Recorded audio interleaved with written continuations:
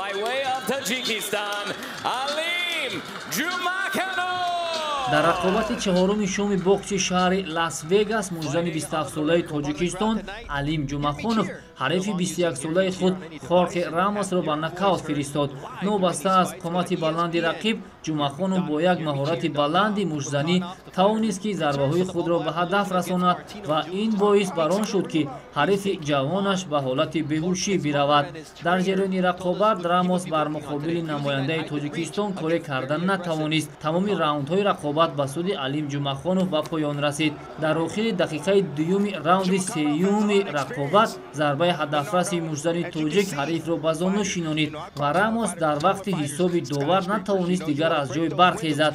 بعد این حالت در کارنامه ورزشی علیم جمعخانوف باز یک غلبه دیگر در بوکس کسبی به قید گرفته شد. یادآور میشیم که علیم زاده شهر خاروق ولایت مختار کوهستان بدخشان بوده و سالهای اخیر در ایالات متحده آمریکا تحت راهبری مربیان بوکس جهانی تمرین میکند. وادی انور یونسوف این دومین مجزن تاجیک است که در آمریکا هنرنمایی میکند.